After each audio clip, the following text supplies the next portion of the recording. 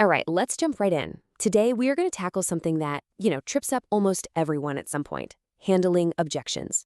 We're going to talk about how you can take that moment of pushback, that no, and turn it from a dead end into a really productive conversation.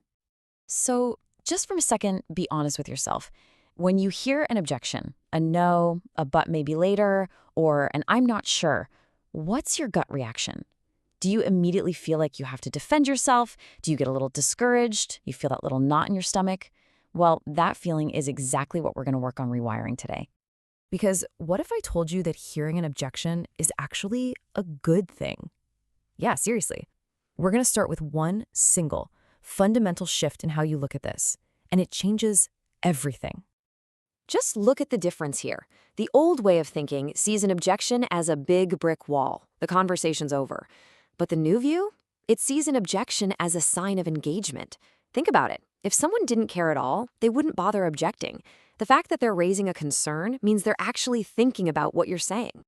So this is the key takeaway right here. Let's completely redefine what an objection is.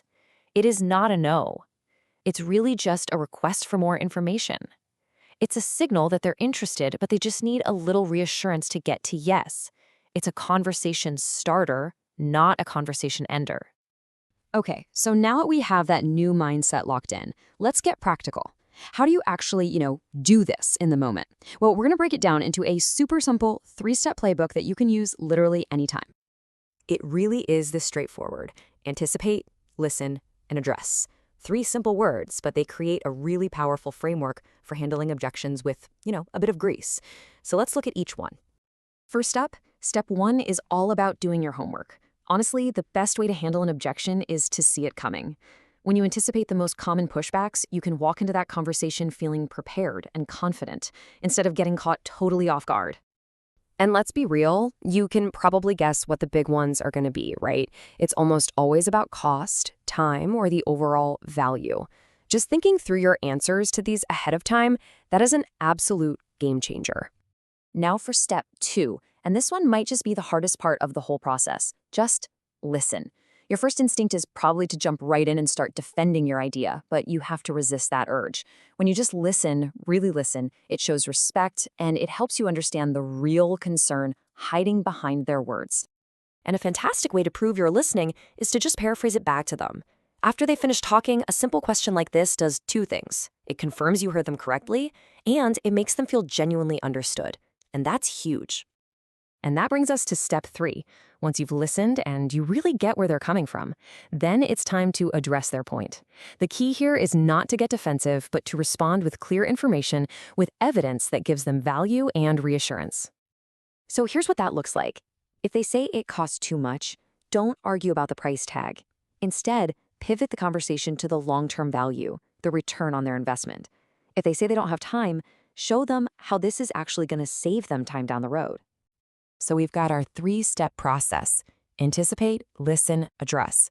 But there is one thing that holds it all together. It's the foundation that this entire strategy is built on.